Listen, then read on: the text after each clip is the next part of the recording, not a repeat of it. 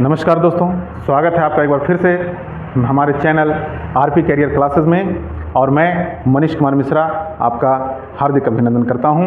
तो आज जैसे कि मैं और वीडियो के साथ आपके लिए बेहतरीन जानकारियां लेकर आता हूं, ठीक उसी प्रकार से आज भी मैं आपके लिए ढेर सारी जानकारियां पेपर 1 के लिए। और आज का लेसन हमारा है, आज हम लोग बात करेंगे गिरिजा कुमार माथुर की लिखी कविता छाया मत छूना के बारे में। किस तरह से कवि ने जीवन की यथार्थ को, सच्चाई को हमारे सामने रखा है। बहुत ही सुंदर तरीके से उन्होंने इस बात को हमारे बीच प्रस्तुत किया है, उसके बारे में आज का हम लोग बात करेंगे। और जैसा कि आप देख रहे हैं कि छाया मत छूना, कवि ने कहा है कि छाया मत छूना। छाया से क्या तात्पर्य है? तो छाया का मतलब यहाँ है यादें, क्योंकि यादें जो वक्त हमारा गुजर जाता है बिल्कुल एक परछाई की तरह होती है, वो धुंधली सी होती है और जो वापस कभी नहीं आ सकती। जो बीता हुआ वक्त हमारा है, जो बीती हुई यादें हमारी हैं, वो वापस कभी नहीं आती। ठीक उसी प्रकार से जैसे हम लोग अपनी परछाई को छूने का लाख प्रयत्न करें पर हम उसे छू नहीं सकते, ठीक उसी प्रकार से हम लाख प्रयत्न करें लेकिन हमारी यादें वापस हमारे पास नहीं आती। वो बीता हुआ पल दोबारा हम नहीं जी पाते हैं। तो कवि ने इसी बात को बड़े सुंदर तरीके से हमारे बीच रखा। उनका कहना है कि यादों को मत छूना। इन्होंने कहा कि छाया मत छूना, वो बहुत चंचल होती हैं। वो बीते हुए विस्मर, एक अविस्मरणीय, यानी जिसे भुलाया नहीं जा सकता, ऐसा पल है वो, ऐसी घटना है, ऐसी यादें हैं। और हम मनुष्य उन यादों के पीछे परेशान होते हैं, उन यादों को छोड़ना नहीं चाहते, उन्हें दोबारा जीना चाहते हैं, लेकिन ये संभव नहीं होता है। इसलिए कवि ने कहा कि यादों को याद कभी मत करो, बीते हुए समय को कभी याद मत करो। और उसी को कवि ने अपनी कविता की भाषा में छाया का नाम दिया कि छाया मत छूना कभी। मनुष्य को उन्होंने एक विवेकशील प्राणी बताया है, एक ऐसा प्राणी जो हर कुछ सोच समझ सकता है, वो हर स्थिति को समझने में, उसे सुधारने में सामर्थ्य है। लेकिन फिर भी मनुष्य ऐसा ना करके वो अपने पुरानी बातों को याद कर करके बहुत ज़्यादा दुखी होता है, क्योंकि जो वक्त हमारा गुजर चुका होता है, वो जो सुख के पल हमारे बीत चुके होते हैं। और ये जीवन की सच्चाई है कि हर सुख के बाद दुख आता है और हर दुख के बाद सुख आता है। तो कवि का कहना है कि मनुष्य हर कुछ कर सकता है, लेकिन सिर्फ इस कार्य को वो नहीं कर पाता, इस चीज़ को नहीं समझ पाता कि आज हमारे साथ सुख है, कल दुख आएगा। और जो अगर आज दुख आया है तो फिर ये घड़ी बीतेगी और कल सुख आएगा। तो इंसान इसी यादों के सहारे भटकता रहता है, ढूंढता रहता है अपने उस बीते हुए पल को कि काश कहीं वो दोबारा हमें मिल जाए, वो बीते हुए पल मिल जाएं जिसमें हमने आनंद ही आनंद बिताए, आनंद पूर्वक जीवन बिताया, जिसमें सुख ही सुख थे। कहीं विषाक्त जीवन का, विषाक्त पल का कोई जगह नहीं था। लेकिन आज वो पल हमारा बीत चुका है। वो बातें जो हमने जी ली वो सिर्फ यादें हैं, उनके बारे में कभी हमें सोचना नहीं चाहिए। वो उन यादों को अगर हम याद करते हैं, सोचते हैं, तो मन हमारा सिर्फ दुखी होता है। हमारा दुख जो अभी का दुख है, उन बातों को सोचने के बाद और दुगना दुख बढ़ जाता है, हम और ज़्यादा दुखी हो जाते हैं। इसलिए कवि मना करते हैं कि कभी भी बीते हुए पल को कभी याद मत करो, कभी उन बीते हुए जीवन को कभी याद करके दुखी मत हो। उन्होंने ये भी कहा कि इंसान जिस प्रकार से अपने आए हुए बड़प्पन को, धन दौलत ऐश्वर्य को देखकर पुलकित होता है, खुश होता है, वो अपने आप को सबसे बड़ा समझता है, लेकिन वो पागल है। वो जानता नहीं कि ये धन दौलत ऐश्वर्य ये नश्वर है, क्षणिक हैं, आज हैं कल हमारे पास नहीं होंगे। तो आज जो बड़प्पन हम बिखेर रहे हैं कल हमारे साथ नहीं होगी। उस वक्त जब वो बड़प्पन चली जाएगी तो फिर से हमें उस दुख वापस मिल जाएगा और दुख बढ़ेगा जब हम अपने बीते हुए बड़प्पन को याद करेंगे। तो कभी ऐसा कार्य ना करना जिससे हमें ये तकलीफ हो कि जब वो खो जाए, हमारे पास ना रहे, तो हमें उस वस्तु को याद करना पड़े, उसे याद करके दुखी होना पड़े, ऐसा आचरण हमें कभी नहीं करना चाहिए। एक उन्होंने मिसाल दी मृग तृष्णा की। मृग तृष्णा यानी हिरण की वो प्यास, वो ढूंढता है पानी को, सूखे में दूर उसे लगता है कि कहीं पानी है, जब उसके पास जाता है तो वहाँ पानी गायब हो जाता है, वहाँ पानी नहीं होता।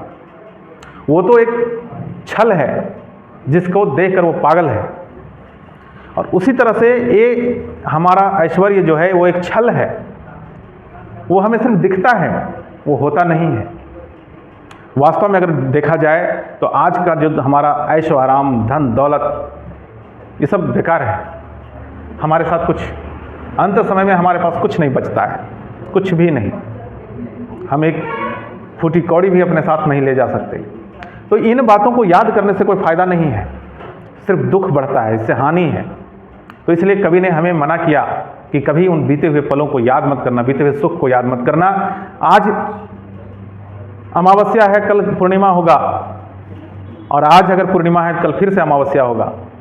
आप कभी भी अपने सामने के आए हुए दुख को देखकर दुखी मत हो, क्योंकि हर पतझड़ के बाद बसंत की मधुर छवि आती है, सुखद दिन आते हैं।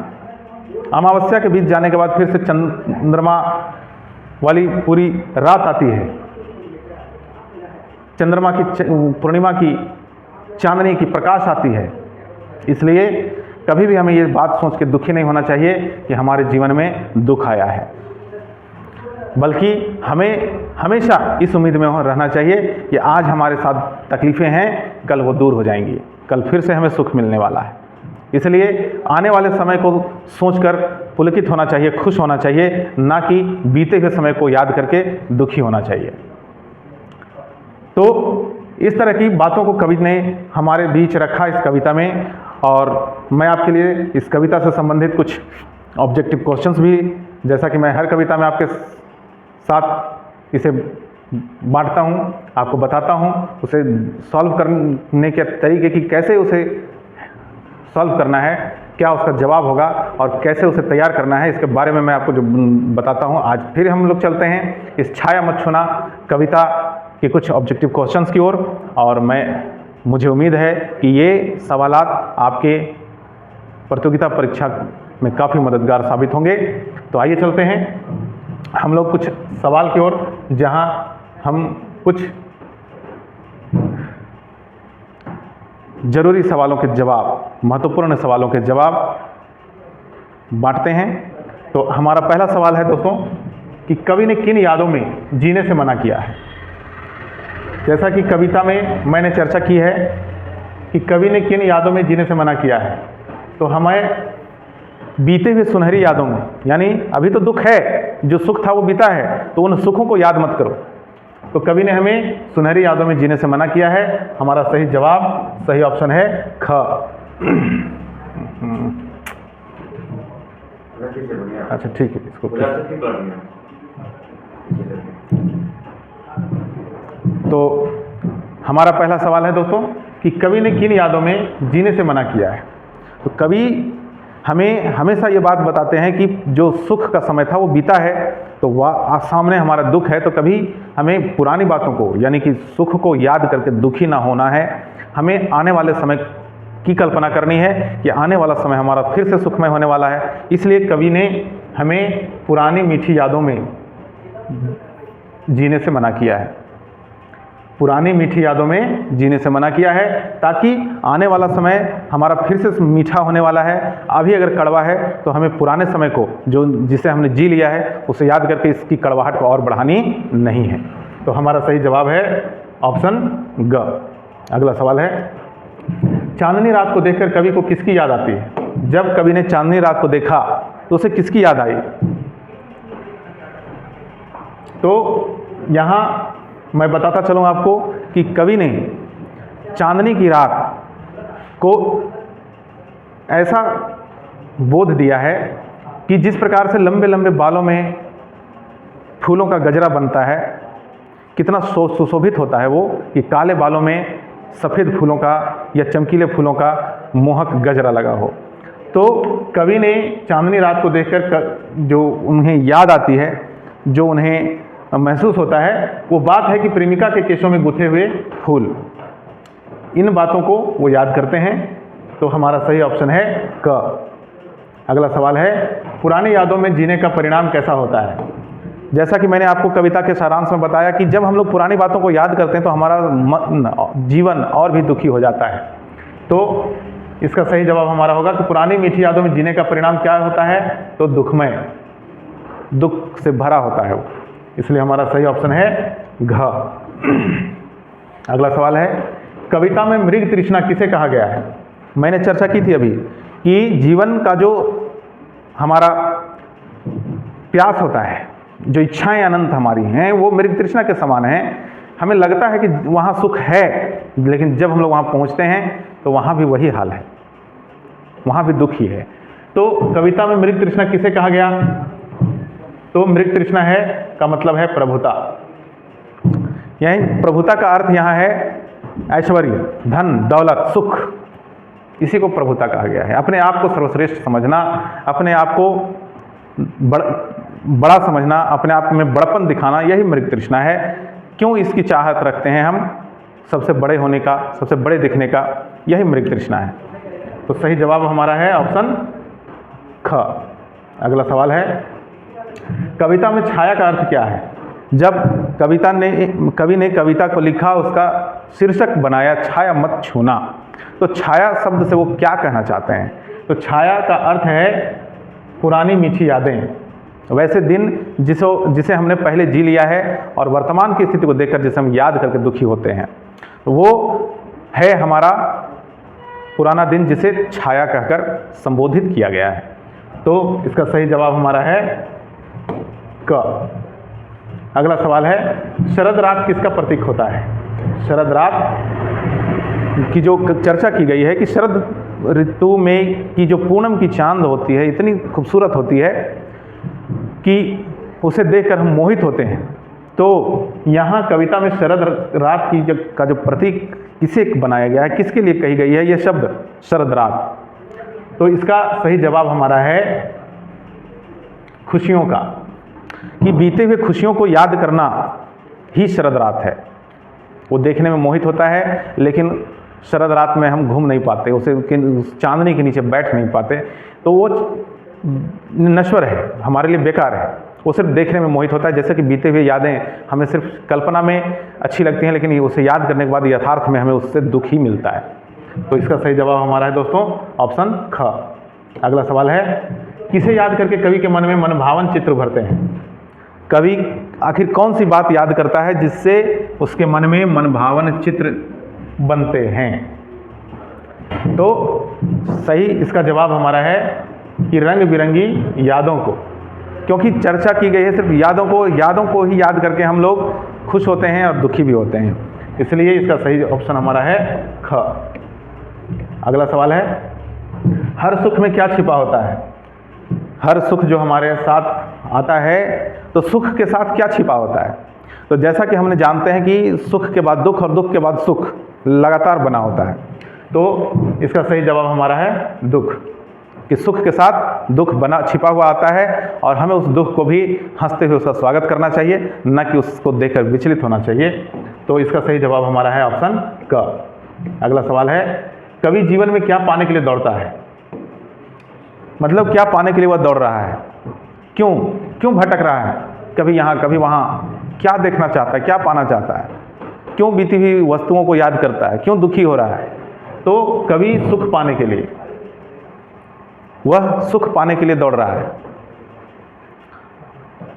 वो दुख को, जो सामने का जो दुख है उसे याद करके दुखी होता है, बीते हुए सुख को देखकर ही दुखी होता है। वो कल्पना करता है कि वो सुख हमें आगे फिर से मिल जाए, इसलिए वो परेशान है। तो हमारा सही जवाब है ऑप्शन क। अगला सवाल है, उचित अवसर पर न मिलकर बाद में मिलने वाली खुशी कैसी प्रतीत होती है? सवाल को समझिएगा दोस्तों, कि उचित समय पर न मिलकर उसके बाद मिलने वाली खुशी कैसी प्रतीत होती है? जब हमें किसी चीज़ की ज़रूरत होती है उस वक्त वह नहीं मिलती, और जब उसकी ज़रूरत टल जाती है तब वह वस्तु मिलती है, तो हमें कैसा महसूस होता है? वो हमारे लिए बेकार सा लगता है, कि इसकी तो कोई ज़रूरत ही नहीं रही अब, तो वह हमें कैसा लगता है? व्यर्थ लगता है, बेकार लगता है। इसलिए इसका सही जवाब हमारा है ऑप्शन ख। अगला है, बसंत के समय फूल न खिलने का क्या आशय है? जब बसंत की ऋतु आई और फूल पेड़ों में नहीं खिले, क्यों? क्या मतलब है इसका?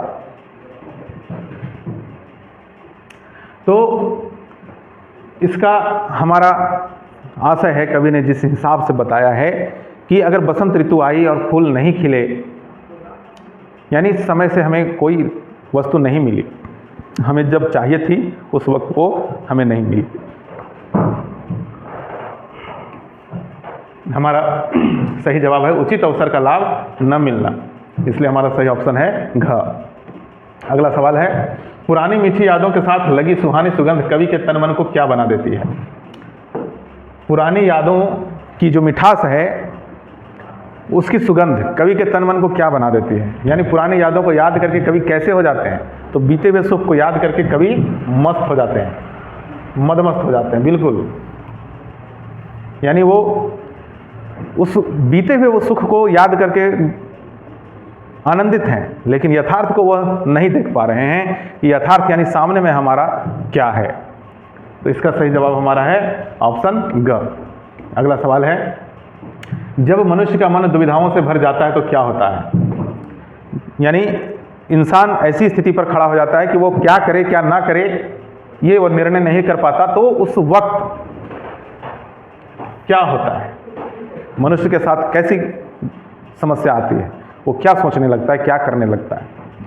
तो जब मनुष्य का मन दुविधाओं से भर जाता है तो उसे कोई रास्ता नहीं सूझता कि उसे क्या करना है। वो निर्णय ही नहीं कर पाता कि उसे करना क्या है, उसे कुछ समझ में नहीं आता है। इसलिए इंसान को दुविधाओं में नहीं पड़ना है, यानी वो यथार्थ को देखे, आने वाले समय को देखे, बीते वाले समय को न देखे। इसलिए सही जवाब हमारा है घ। अगला सवाल है, रस बसंत जीवन के भी किन याद दिनों का प्रतीक है? एक बार फिर से सवाल, रस बसंत जीवन के किन दिनों का प्रतीक है? यानी यहाँ पर बात हो रही है रस बसंत की। तो रस बसंत जो है वो जीवन के किन दिनों का प्रतीक कहलाता है? तो बसंत का जो रस होता है बहुत मधुर होता है, मिठास होता है, सुखमय होता है, इसलिए यह हमारे सुहाने दिनों का प्रतीक होता है, अच्छे दिनों का प्रतीक होता है, सुख भरे दिनों का प्रतीक होता है। इसलिए हमारा सही जवाब है सुहाने और सही ऑप्शन है ग। अगला सवाल है, छाया मत छूना कविता के कवि का क्या नाम है? तो जैसा कि मैंने शुरुआत में चर्चा की थी कि कवि गिरिजा कुमार माथुर जो हमें इतना सुंदर संदेश दिए हैं जीवन के सच्चाई का, यथार्थ का, तो हम इस कविता का कवि हमारे हैं गिरिजा कुमार माथुर। सही जवाब हमारा है ऑप्शन क। छाया शब्द का प्रयोग किसके लिए किया गया है? मैंने शुरुआत में कहा था कि छाया का अर्थ क्या है। तो छाया का अर्थ है बीते हुए दिन, बीती हुई यादें, सुख भरी यादें। इसलिए इसका सही जवाब है मधुर स्मृतियों के लिए। स्मृति शब्द का अर्थ है यादें। तो यादों को, जो अच्छी यादें बीते हुए दिन थे हमारे, उन्हें याद करना ही छाया है, क्योंकि बीते हुए पल को हम दोबारा जी नहीं सकते और ठीक उसी प्रकार से हम अपनी परछाई को कभी छू नहीं सकते। इसलिए सही ऑप्शन हमारा है सी। अगला सवाल है, कवि ने किसे छूने से मना किया है? तो किसे छूने से मना करते हैं कवि कि तुम उसे छू नहीं सकते, उसके लिए पीछे क्यों बेकार परेशान हो? आखिर वह क्या है? तो वह है छाया। बीते हुए यादों को छूने से मना किया है, अपनी परछाई को छूने से मना किया है। इसलिए हमारा सही ऑप्शन है ए। अगला सवाल, कवि के अनुसार छाया को छूने से क्या होता है? जब छाया को हम छूना चाहें तो क्या होगा कवि के अनुसार? आखिर कवि क्यों मना करना चाहते हैं हमें छाया को छूने से? तो इससे हमें दुख की प्राप्ति होती है। छाया को यानी पुरानी यादों को याद करके हमें सिर्फ दुख मिलता है। इसलिए कवि ने हमें मना किया है कि कभी दुख को याद मत करो, बीते हुए दिनों को याद मत करो, अपने दुख को बढ़ाओ मत, जो है उतना ही में रहने दो, आने वाले समय की कल्पना करके सुख को प्राप्त करो। तो सही जवाब है दुख की प्राप्ति और सही ऑप्शन हमारा है बी। अगला सवाल है, यामिनी का क्या अर्थ है? यहाँ शब्द कविता में आया था यामिनी। यामिनी का अर्थ क्या है, कवि उस शब्द से क्या बताना चाहते हैं कि यामिनी का अर्थ क्या है। तो यामिनी का अर्थ हमारा होता है चांदनी रात, जो फुल मून जिसे हम लोग कहते हैं, पूर्णिमा की रात कहते हैं, तो उसे हम यामिनी शब्द से संबोधित करते हैं। इसलिए सही ऑप्शन हमारा डी है। अगला सवाल है कि कवि के अनुसार किसके पीछे दौड़ने से धन की प्राप्ति नहीं होती। कवि ने हमें बताया कि आप छाया शब्द का प्रयोग किया था उन्होंने, यानी छाया के पीछे दौड़ना, यानी बीते हुए समय के पीछे दौड़ना, इस बात को उन्होंने मना किया कि कभी भी बीते हुए समय के पीछे नहीं दौड़ना है, बीते हुए समय को नहीं देखना है। तो इसका सही जवाब हमारा है कि सुखद घड़ियों की यादों के पीछे भागने से हमें कोई प्राप्ति नहीं होती, न धन की, न दौलत की, न ऐश्वर्य की, किसी भी वस्तु की नहीं। इसलिए कभी भी सुखद घड़ियों के पीछे, यानी जो हमारे बीते हुए यादें हैं उनके पीछे नहीं दौड़ना है। इसलिए सही ऑप्शन हमारा है डी। अगला सवाल है भरमाया शब्द का क्या अर्थ है। भरमाया, यहाँ पर शाब्दिक अर्थ इसका भ्रमित होता है। भ्रमित का अर्थ होता है भ्रम में पड़ना, लेकिन भरमाया शब्द का अर्थ यहाँ हमें मिलता है कि भरमाया शब्द का अर्थ क्या है। तो कवि ने भरमाया शब्द का अर्थ हमें बताया था भटका हुआ, यानी जो अपने लीक से हट गया। कविता में मैंने आपको बताया था कि मनुष्य सब कुछ करने में सामर्थ्य है, वो हर चीज़ कर सकता है, हर कार्य कर सकता है, लेकिन वो फिर भी भटका हुआ होता है। वो दुविधा में होता है कि वह करे क्या ना करे, उसके पास सही निर्णय लेने का कोई क्षमता नहीं बच जाता है। तो भरमाया शब्द से कवि भटका हुआ बताते हैं इंसान को कि वो भटका हुआ है, उसे जगह पर लाना जरूरी होता है, ताकि वो जो उसकी दिमाग में जो बीती हुई या बातों को या सिर्फ सुख की चाहत को का जो स्वप्न चल रहा है उससे वो दूर हो और वर्तमान को देखकर उसके लिए कार्य करे। इसलिए हमारा सही ऑप्शन है ए। अगला सवाल है कवि ने प्रभुता का शरण बिंब किसे कहा है, यानी शरण बिंब किसे कहा है। तो कवि ने प्रभुता शब्द से मैंने आपको परिचित करवाया था कविता के सारांश में भी कि प्रभुता से कवि कहना चाहते हैं कि इंसान के पास जब वो धन दौलत ऐश्वर्य आता है तो वह अपने आप को सभी से बड़ा दिखाना चाहता है, वो अपने आप में बड़प्पन लाना चाहता है। तो उसी शब्द को कवि ने प्रभुता का रूप दिया है। तो इसलिए इसका हमारा सही जवाब है बड़प्पन के एहसास को। कवि ने प्रभुता का शरण बिंब बड़प्पन के एहसास को कहा है, इसलिए हमारा सही जवाब है बी। अगला सवाल है मृग तृष्णा का अर्थ क्या है। मैंने आपको बताया था कि मृग तृष्णा एक छल है जिसे के पीछे हम भागते हैं, लेकिन यथार्थ में हमें वहाँ कुछ भी नहीं मिलता है। तो इसका सही जवाब हमारा है छलावा।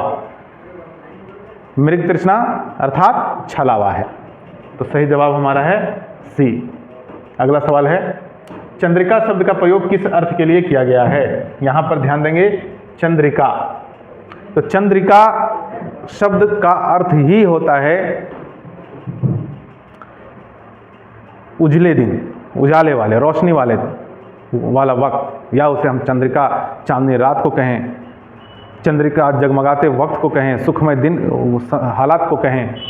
तो चंद्रिका शब्द का प्रयोग कवि ने किसके लिए किया था, तो सुख के दिनों के लिए किया था। कविता में चंद्रिका शब्द का प्रयोग कवि ने सुख भरे दिन के लिए किया था, इसलिए इसका सही ऑप्शन हमारा है ए। अगला सवाल है कृष्णा शब्द के माध्यम से कवि ने किस ओर संकेत किया है कि जब कविता में कृष्ण या कृष्णा शब्द का प्रयोग कवि ने किया, क्यों किया था।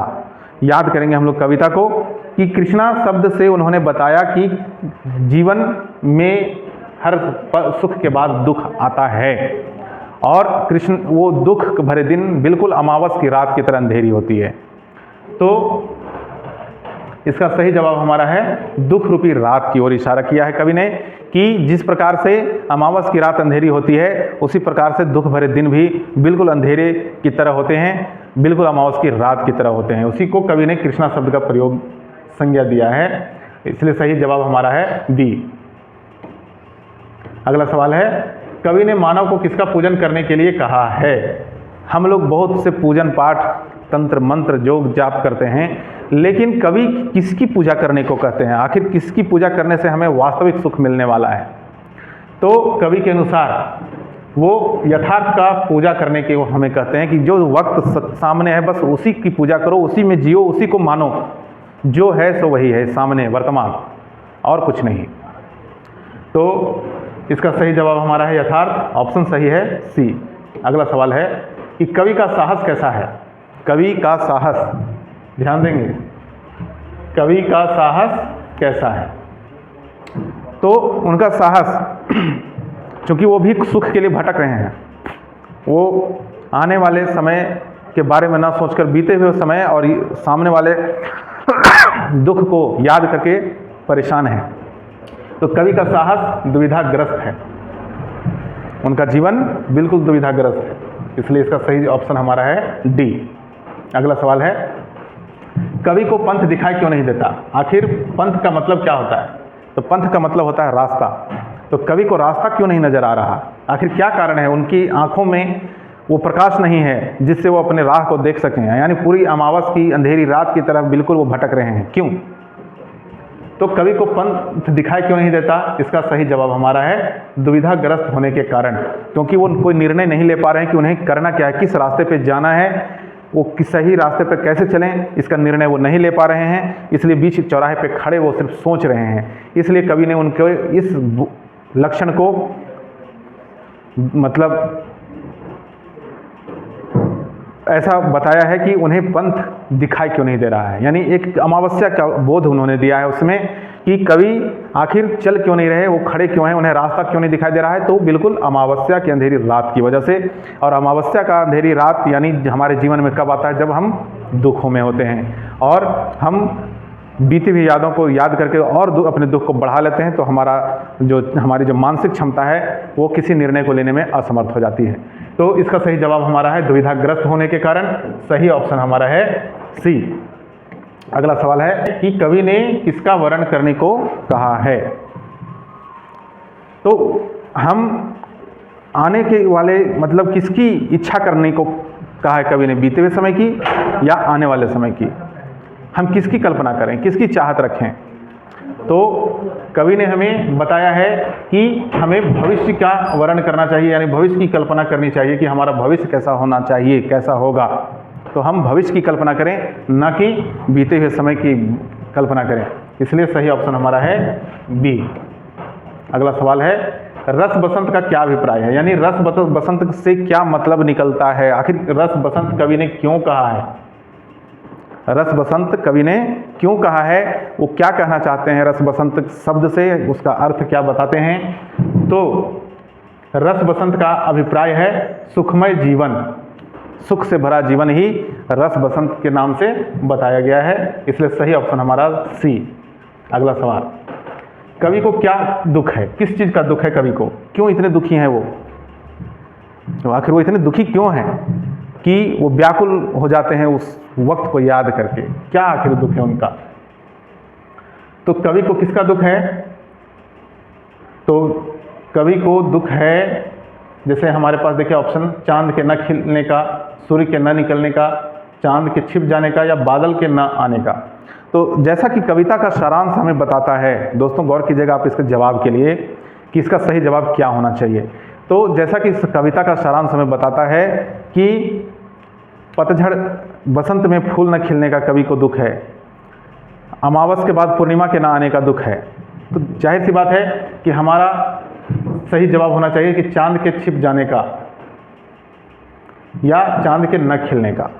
ये दो ऑप्शन हमें चुनना है। आप को मैं बता दूं कि कवि को बसंत में फूल न खिलने का दुख था और इसी से अभिप्रायित ये जवाब हमारा है कि चांद के न खिलने का दुख उन्हें इसी बात का था, इसलिए इसका सही जवाब हमारा है ए। तो ये थे कुछ ऑब्जेक्टिव सवाल जो मैंने आपके सामने रखा और मुझे उम्मीद है कि ये सवाल आपके प्रतियोगिता परीक्षा में काफ़ी मददगार होने वाले हैं। और इसी तरह मैं आपको हर वीडियो में आपके लिए बेहतरीन जानकारियाँ लेकर उपस्थित होता रहूँगा। और शुक्रिया, धन्यवाद आपका जो आपने इतना समय देकर हमारे वीडियो को देखा, हमारे साथ जुड़े रहने के लिए धन्यवाद। और मैं आपको एक बार बताता चलूँ कि कि इस तरह के बहुत सारे ऑब्जेक्टिव क्वेश्चंस हैं जो हमारे वेबसाइट चैनल, हमारे वेब चैनल जो आरपी करियर क्लासेस के नाम से जाना जाता है, वहाँ आपको मात्र 299 रुपये में मिल जाते हैं और साथ में आपको बहुत सारे मॉक टेस्ट पेपर भी दिए जाते हैं। तो आप उन्हें देखना ना भूलें और हमारे साथ जुड़े रहने के लिए बहुत बहुत धन्यवाद। और फिर मैं मिलूँगा आपको नए वीडियो में नई जानकारी के साथ एक नए लेसन को लेकर। तब तक के लिए नमस्कार।